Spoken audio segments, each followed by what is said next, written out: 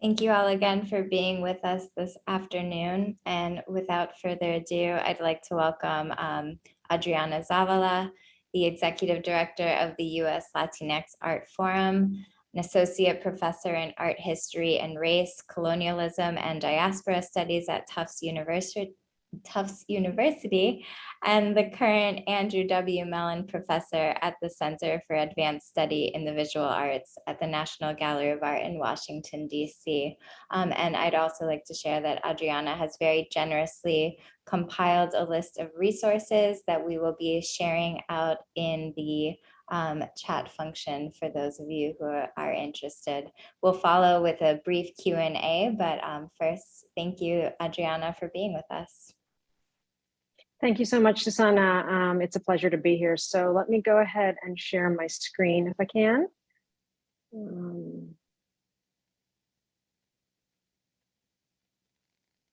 Okay, I think that should be right. Okay, hi everyone. It's such a pleasure to be here. Can you hear me okay? Just want to confirm. Perfect. Okay, thanks, Susanna. So it's a pleasure to be here. Thank you, Rodrigo, Susanna, and Lee for inviting me. Before I dive into my presentation, I first gratefully acknowledge the indigenous peoples on whose ancestral homelands we're gathered wherever we are. I am in Washington, D.C. I acknowledge the Piscataway and the Nacotchtank peoples on whose ancestral homelands settlers built the U.S. Capitol. I also acknowledge the diverse and vibrant Native communities who make their home in the D.C., Maryland, Virginia area today.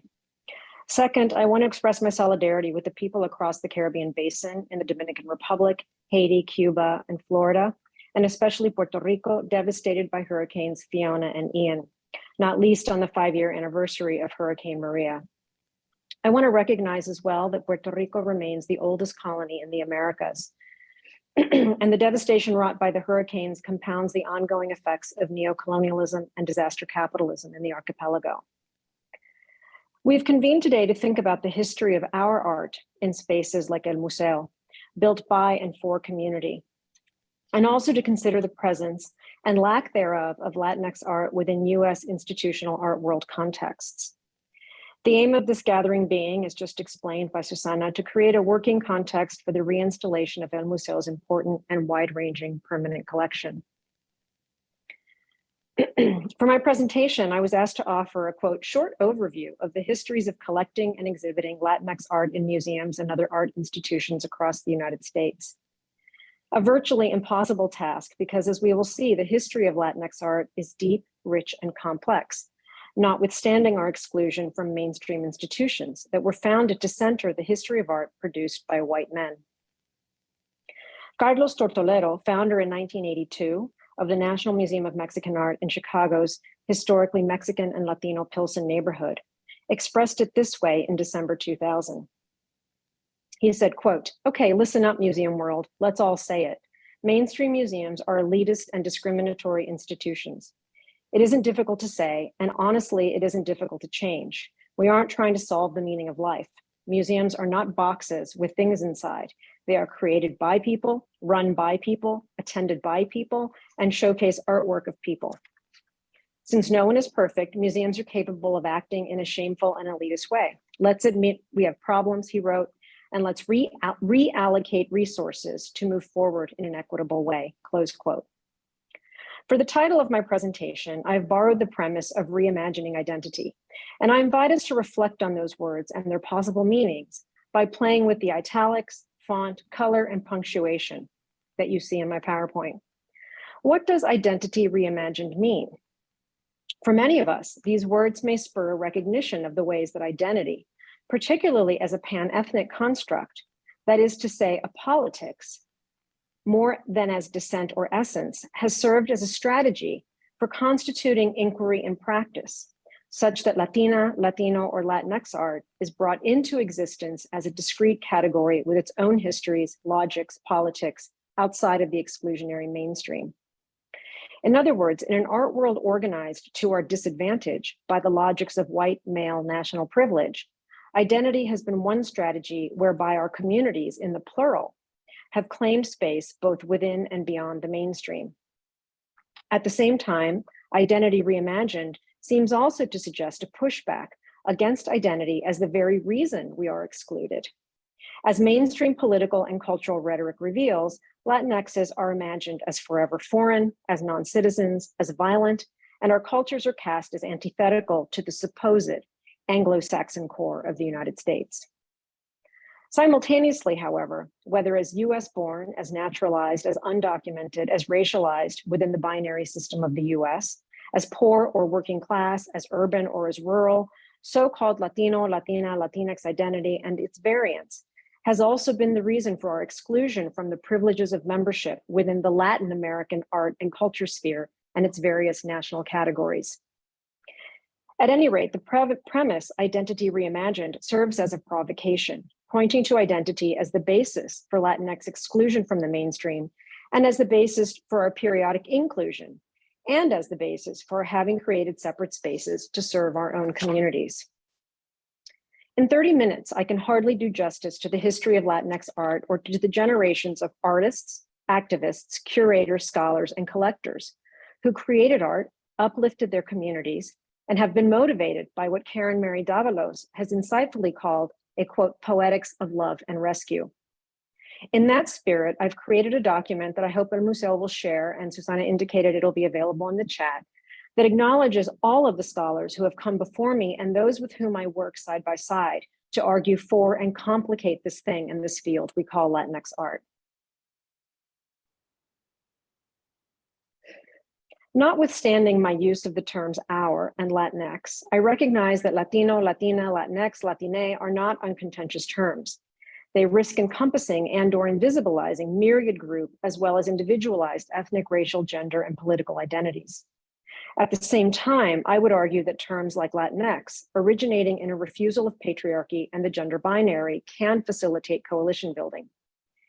Keenly aware of the problematics of the terminology, at the US Latinx Art Forum, for example, we are claiming resources in order to open spaces and opportunities for multi-generational artists and other members of our vast community. We now have over 700 members in the forum. And I'm very proud of what we've accomplished in partnership with the New York Foundation for the Arts and with generous support from the Mellon and Ford Foundations to create the Latinx Artist Fellowship. Personally, I embrace the term Latinx.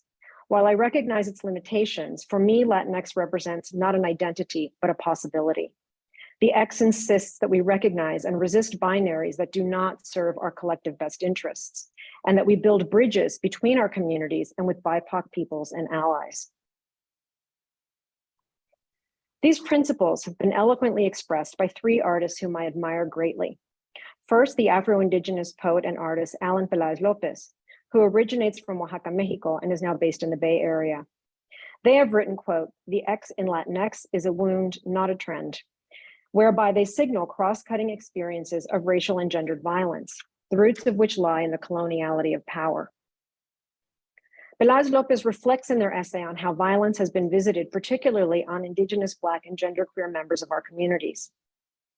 Second, Ecuadorian American New York City-based artist Ronnie Quevedo has offered the formulation, quote, "The X is a point of entry, not of closure." In the context of her use of the X as a graphical symbol, fiber artist Consuelo Jimenez Underwood, Huichol Chicana teacher and healer, has eloquently explained that, quote, "The X is the final identifier of our still colonized status." Taking inspiration from these artists and many others, I offer that Latinx art, or however we choose to name it, must continue to struggle against its colonized status. While we fight for inclusion, our commitment must be to unmake and unsettle mainstream institutions built to center white patriarchy, and in so doing, honor and continue the community-rooted luchas, the struggles of our forebears. Before I highlight some instances of Latinx representation in museums and collections in the positive, it's crucial to call out the historical ways in which Latinx art has been excluded and concealed within museums, exhibitions, collections, and the field of art history. In what follows, I invite us to question categories because they are, after all, merely, quote, operative constructs, to quote Dr. Tomás Ibarra Frausto. Latino, Latina, Latinx, Chicano, Chicana, Chicanx, Cuban American, or Nuyorican are no more nor less constructs than are American, Latin American, European, or even global contemporary. These terms signal not biologically determined ethnic essences, but rather they are ideological. but also necessary categories that create coherence within complex landscapes of practice and inquiry. And of course, identity-based categories, Latinx, Black, queer, and so forth, insist on visibility in contexts where BIPOC peoples are relentlessly decentered, if not entirely excluded. As our current political landscape makes clear, this country is neither post-race nor post-identity. Terms like Chicanx or Afro-Boricua or Latinx are about self-naming and representational authority and autonomy. They are demands for recognition, for equity and justice. And by the way, this was as true for American art or Latin American art, which emerged in the post-war period to demand recognition in the field of art history, the origins of which were of course European, and to develop strategies to dispel entrenched notions of derivation. I illustrate such a politics of refusal, an oppositional stance in the face of racial bias and exclusion with this now famous photograph, which documents the moment when members of the collective ASCO signed their names to one such mainstream institution, the Los Angeles County Museum of Art. As Ondine Chavoya has written in 1972, quote, I quote, ASCO took the issues of minority representation, access, and inclusion at public museums to an unprecedented extreme, close quote.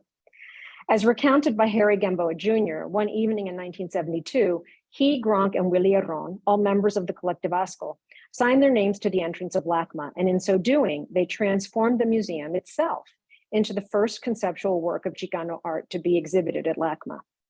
Their intervention was conceived in response to a LACMA curator's dismissive statement to Gamboa that Chicanos made graffiti or folk art, but not art, hence their absence from the gallery walls. Chan Noriega observes, quote, in other words, Chicano art was a categorical impossibility. But in signing the museum, ASCO collapsed the space between graffiti and conceptual art, at once fulfilling the biased thinking that justified their exclusion. And they refigured the entire museum as an art object itself, in accordance with the terms of institutional critique that were being developed at the time, close quote. In other words, the young members of ASCO were incredibly sophisticated in their understanding of the structural and institutionalized operations of racism, and they were also clearly engaged with conceptual experiments in the contemporary art of their day. Noriega continues, when LACMA whitewashed ASCO signatures, it simultaneously removed graffiti and destroyed the world's largest work of Chicano art, close quote. Thus, this artwork survives only by this photograph, taken the next morning and featuring Patsy Valdez, also a founding member of ASCO, posing on the footbridge so as to draw attention to the signatures as both the artist's imprint, but also as graffiti. Chicana, Chicano, and Chicanx art have come a long way, or has come a long way since this photograph was taken. At LACMA, not least through the interventions and scholarship of Chan Noriega, Rita Gonzalez, Pilar Tompkins Rivas, Ondine Chavoya, and others, who have concertedly intervened in and expanded the museum's collections and purviews to give a place of prominence to Chicanx and Latinx art in the galleries and permanent collection. So where else and why has such intervention been necessary? So the vexing issue of Latinx art's concealment, because it's always been vital and present, even if unseen by the mainstream, necessitates that I mention, at least in passing, particular kinds of demands for recognition. So on my screen on the left is the cover of the Smithsonian Institution Willful Neglect Report from 1994, which was the result of a commission study which called out the lack of Latina representation among the staff at the United States premier museological complex for history and culture. On the right, you see an updated report from 2018 undertaken at the UCLA Chicano Studies Research Center, which looks back at the Willful Neglect Report and its 10 recommendations and gives it passing or failing grades. So first, let me quote from the Willful Neglect Report itself. As you see on my screen, it said the following: the task force could not identify a single area of Smithsonian operations in which Latinos are appropriately represented. As the premier cultural institution in the US, the Smithsonian plays a fundamental role in determining the parameters of US cultural identity. In effect, the institution projects the idea that Latino history and culture are not a legitimate part of the American experience. And among the task force's findings were these: Latinos, who in 1994 were 9% of the US population, and of course now we are 19%, In 1994, they were only 2.7% of the Smithsonian's workforce, and only 2.1% of museum staff at the Smithsonian Institution were Latino. The report also found that Latinos were absent from curatorial or positions of authority at the Smithsonian museums, and that this perpetuated the exclusion of Latino history and culture from the institution, and 10 recommendations were brought forward. As I said, the 2018 UCLA report found that in only 3 areas of those 10 had things been successfully achieved. This was the founding of the Smithsonian Latino Center, established in 1997, and the center's establishing of the biannual conference Latino Art Now. The Latino Curatorial Initiative was established, and emphasis on building programs and pipelines was evident. So what I want to say about this, and then I'll move on, is that part of the positive effects of the curatorial initiative is that brilliant women such as E. Carmen Ramos, Taina Caragol, and Ariana Curtis, among other Latinx curators and staff, were hired at the Smithsonian. Thus, while we know that Latinx art and culture are a vital part of this country's landscape, it's clear that we must still demand accountability, as the 2018 report shows. And this is evident in the hard-fought battle to create the National Museum of the American Latino at the Smithsonian. The particular issue of lack of recognition of Latinx artists' contributions to art history is blatantly evident as well in a study conducted by a team of mathematicians at Williams College, in collaboration with curator and art historian extraordinaire Andine Chavoya, along with Kevin Murphy at the Williams College Museum of Art, and Stephen Nelson, who was then on the faculty in art history at UCLA, and of course is now the dean of CASVA at the NGA. So this is a complicated slide, and I'm going to walk us through it quickly. But in their study, this team of researchers asked not about the level of Latinx staff in the workforce of the institutions they surveyed, and these were 18 mainstream encyclopedic art museums. But instead, they asked about the gender, ethnicity, and region of origin of art and artists represented in the collections of these 18 museums. And the findings are sobering, if not unsurprising. And so quickly, I'll tell you that the 18 museums were the Detroit Institute of Art, the Met, MFA Boston, the NGA, Philadelphia, the Art Institute of Chicago, Nelson Atkins, RISD, Dallas, Denver, the High Museum, LACMA, MFA Houston, MoCA in LA, MoMA, SF MoMA, Whitney, and Yale. So what these researchers did is that they scraped the collections of these 18 museums, yielding 10,108 total individual artist records. Out of these 10,000 records, only 230 artists could be identified as Hispanic Latino. And I note that this included artists from Spain. So as a result, 12 artists were Hispanic Latino from North America, and 148 of these 230 were of Latin American or Caribbean origin. So the takeaway is that out of 10,000 artists collected across these museums, only 2.8% were Hispanic or Latinx. And again, that includes Latin America and Spain. So that is truly sobering. Okay. So here again, I want to quote Sean Noriega. In an essay called Preservation Matters, he wrote the following. He said, "The archive, and I would interject the art museum, is a political institution that excludes much more than it includes. Without a presence in the archive or the art museum, excluded groups are less able to tell their stories within the marketplace of ideas. Being skeptical about the archive and historical truth, for example, the art canon, its categories, notions of quality and universality, not to mention fixed identities, in no way contradicts the necessity of introducing new materials into the archive that can complicate the historical record." So in essence, we have to be skeptical of the archive, of the museum, and of truth, but we also have to insist on presence in the archive. So what does this look like? So I'm showing you the covers of 2 catalogs from the Museum of Modern Art. The one on the left is the collection catalog organized by Lincoln Kirstein in 1943 to showcase MoMA's collection of art from Latin America. I want to observe that there were only 9 Latin American nations represented in this catalog. There were no artists from Puerto Rico or Central American countries, and there were most definitely no artists of US Latino heritage. The catalog on the right-hand side is from an exhibition called Masters of Popular Painting, Modern Primitives of Europe and America. And this was an exhibition curated in 1938 by Dorothy Miller and Holger Cahill. And Cahill was at the time employed by the Works Progress Administration. The Masters of Popular Painting exhibition included 13 American artists, including Pedro Cervantes, who was born in Arizona and then lived in New Mexico. 11 of Pedro Cervantes' paintings were included in this exhibition. And here you see one of the paintings called Croquet Ground, which I've not been able to locate. It was one of the 11 paintings, and he was also included in an exhibition called 35 Under 35. And here you see his photograph as illustrated in the Masters of Popular Painting catalog.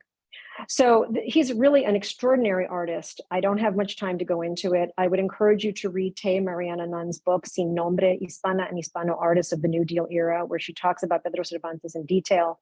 But this is an extraordinary painting, because if you look at it, you see that it's called Croquet Ground, and it shows two men playing croquet on a field that seems to be floating in the air, supported by what looks like a steel frame structure or perhaps an oil derrick.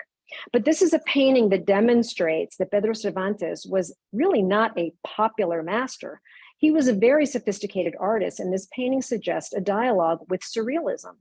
So we can question why he was included in this exhibition at MoMA.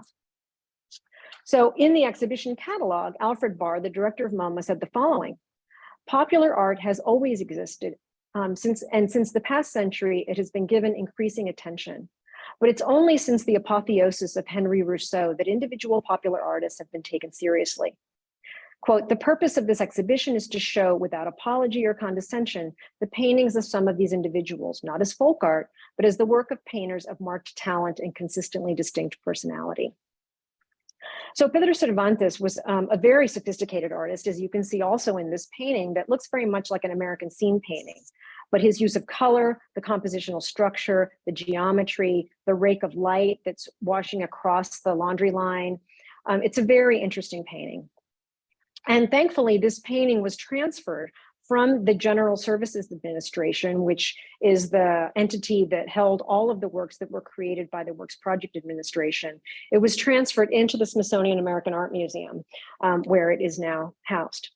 And this painting was one of many that were included in Carmen Ramos's exhibition, Our America, the Latino Presence in American Art. This is such an important exhibition, and Carmen's role at the Smithsonian in acquiring a collection and then putting it on view in this exhibition is so important.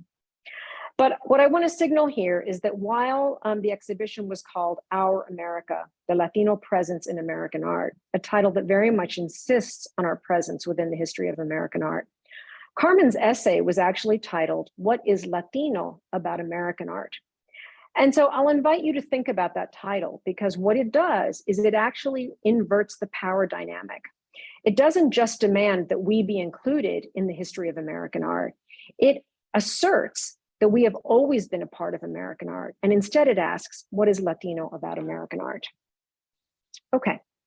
So in my preparation of my comments today, I was looking around at all kinds of different things, and including these MoMA exhibition catalogs. And I found another artist who I have to admit I had never heard of. And he's an artist named Jose de Rivera. That was his artist name. He was actually born Jose Ruiz de Rivera. And he's an artist who is represented in the National Gallery of Art. And so on the left, I'm showing you an object in the National Gallery of Art, which is a geometric abstract sculpture called Black, Yellow, Red from 1942. His oral history was collected in the Smithsonian Archives of American Art in 1968. And he was an artist who was also included in an exhibition at the Museum of Modern Art. And this was called New Horizons in American Art. So what is interesting about these exhibitions at MoMA is that they were acknowledging these artists as American artists. And of course, art history is a peculiar field. And so now we are sort of separating these things. And of course, many of us are arguing for an integrated understanding of the history of art. But it's interesting to think about the ways in which these artists were being exhibited as American artists in the 30s and the 40s. And so I'm showing you an installation view where one of Jose de Rivera's sculptures, a study, was shown in the gallery, and you see it here on the far right-hand side of my screen. And then you see a photograph of the finished sculpture from 1936 that was ultimately called Flight and was actually installed at the Newark Airport.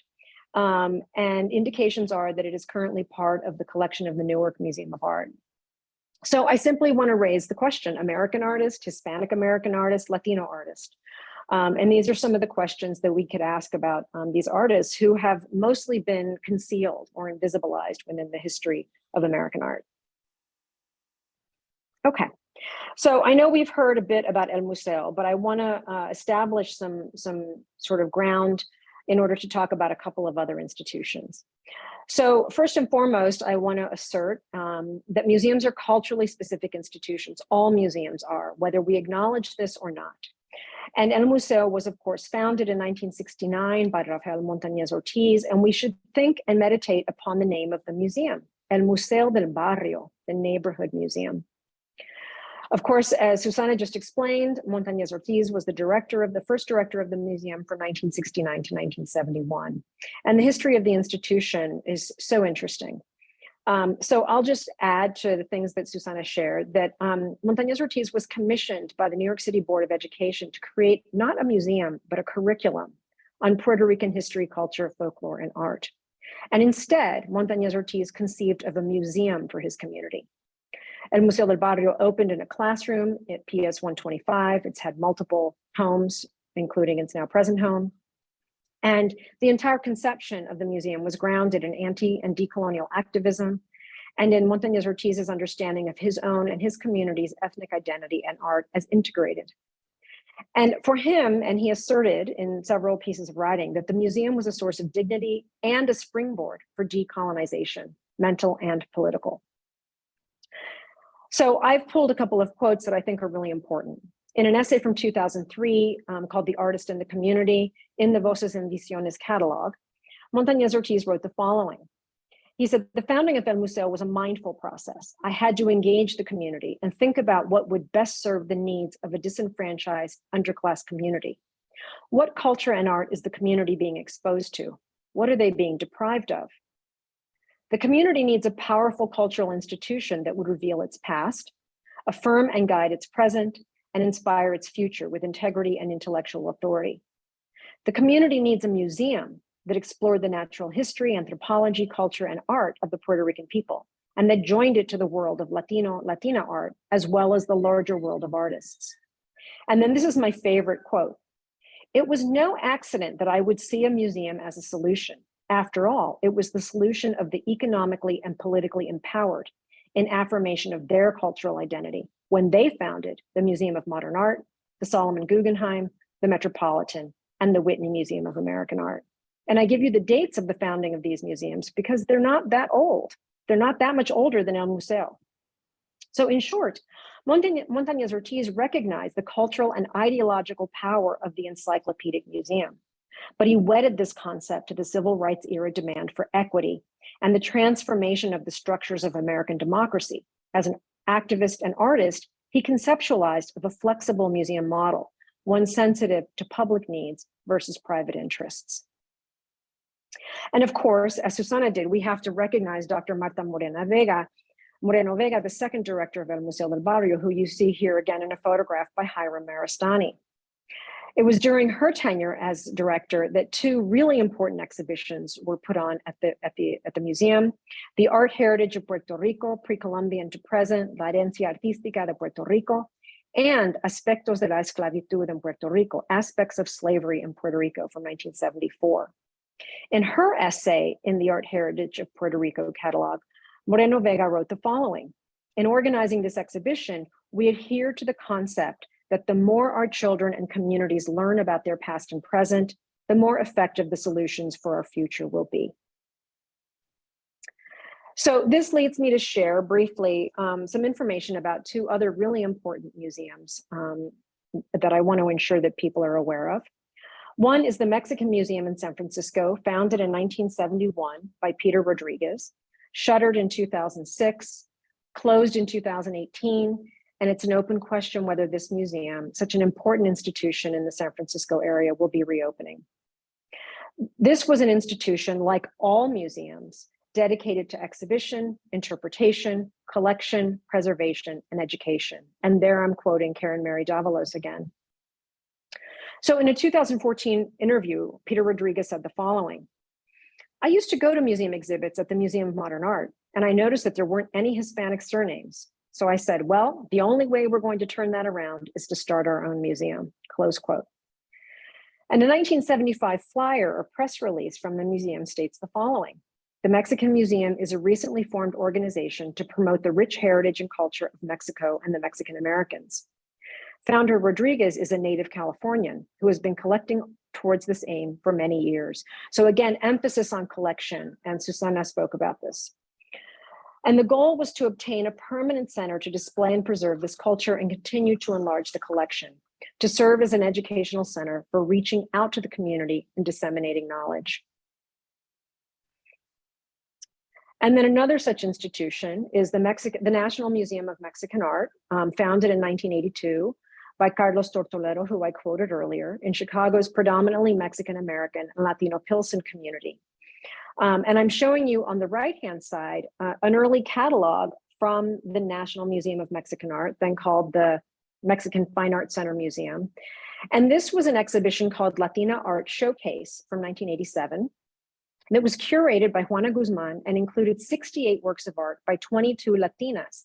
And these were women, Mexican, Puerto Rican, Cuban, Costa Rican, Colombian, Brazilian, Argentine, and Chilean from all of these US cities. It's a really interesting exhibition. So in its mission, the museum was stated in this way: the museum has evolved out of a commitment to awaken the city of Chicago to the wealth and breadth of the Mexican culture. The museum is the first Mexican cultural center or museum in the Midwest and has the following goals: to sponsor special events and exhibits that exemplify the rich variety found in Mexican culture, to develop a significant permanent collection of Mexican art, to encourage the professional development of local Mexican-American artists, to offer educational programs, and to serve as a cultural focus for the more than 500,000 Mexicans residing in the Chicago area, and as a cultural ally to other Latino groups in the city of Chicago. So this is an ancient history. This is fairly recent history. And I really want to encourage us to honor these histories and to be aware of them. It's so important that we know the history of our museums, of our cultural spaces, and our art history. But I also want to underscore, of course, that Latinx art has always existed in unexpected, quote unquote, places. And so here I want to quote from Olga Ulloa Herrera in a conversation she had with Jennifer Gonzalez in an essay called In the Field, Latino Art Archives.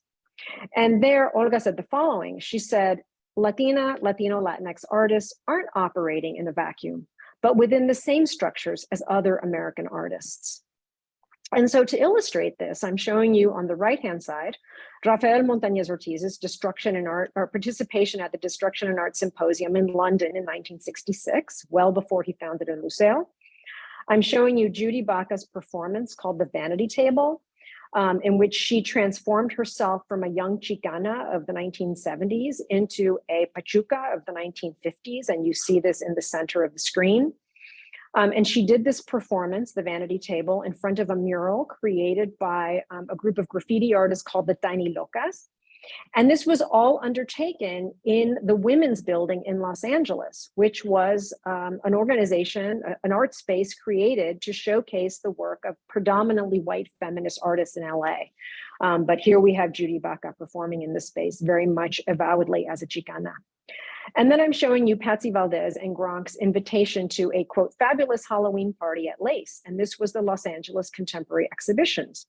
And this was a space that was co-founded by members of ASCL with a cross-cutting array of American contemporary artists. And so just to underscore the point that we have always existed in the same structures as other artists, whether American artists or contemporary artists. And this is a part of the history that many scholars are bringing forward. So notwithstanding the utterly bleak statistics on Latinx art and artists in the collections of the 18 mainstream encyclopedic museums as studied by Andine Chavoya and Steve Nelson, this array that you see here on the screen demonstrates that we do have an art history. And so what I'm showing you here is an array of groundbreaking exhibitions as represented by their catalogs. We have an art history, and we have to continue to dialogue and fight so that mainstream stakeholders get over their anxiety that our demands for equity equate with the unjustified erosion of the supremacy and centering of white male dominant discourses of art. These are extraordinary exhibitions, and no single exhibition shown here was reductively about some elusive Latinx essence. Instead, they range from a focus on the politics of identity within the inequitable social contexts of the United States. They focus on grassroots activism, institutional critique, conceptual sophistication, and here I'm referring to exhibitions like Cara, Chicano Art, Resistance and Affirmation, LA Chicano, Presente, The Young Lords in New York, The Decade Show, or Revelations, Hispanic Art of Evanescence. Other exhibitions have centered on transnational flows of people and aesthetic innovation or creative strategies in response to political exclusion. So here we could look to the exhibition Bridge Between Islands from 1978 at El Museo that included both stateside and island-based Puerto Rican artists. Or we could look to the Latin American Spirit, an exhibition at the Bronx Museum. There was a show about Latin American expats, but also the vibrant contributions of US Latinx artists to the US art world. Exhibitions about queer networks and the vibrant contributions of young Chicano, Chicana, and Chicanx artists to LA's avant-garde underground scene. Exhibitions like Home, So Different, So Appealing at LACMA focused on the premise of home as a concept for interrogating political instability, economic precarity, diaspora and dislocation, and relationships with others. And while without a full catalog, the Whitney's Pacha Yakta Wasichai brought together a transnational group of contemporary artists working in the US, Puerto Rico, and Mexico to explore indigenous conceptions of space and place. Very recently, the Smithsonian's Printing the Revolution offered a deep survey of graphics within the Chicano movement that demonstrates the enduring relationship to social justice, but also aesthetic innovation. El Museo's Triennial from 2021, which brought together 100 artists from across the United States working in a variety of media, very conceptually challenging work, deeply committed to justice. And our art history is also evident in monographs and anthologies. And so here I'm showing you at the top an array of the books published by the Chicano Studies Research Center and the University of Minnesota under the imprint of AVER, Revisioning Art History, and then a whole array of extraordinary books by scholars to whom my work is indebted.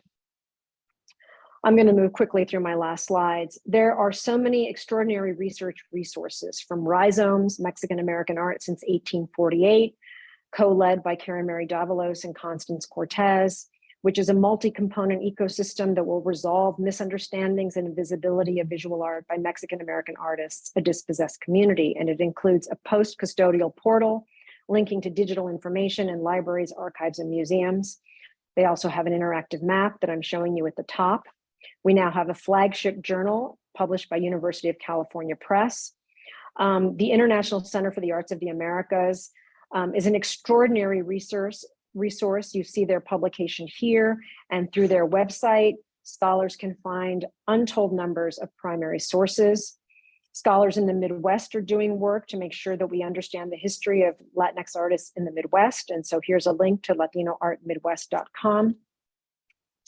The Archives of American Art is an extraordinary resource with over 100 oral histories and artist papers, ranging from Tomás Ibarra Frausto's papers to artist papers.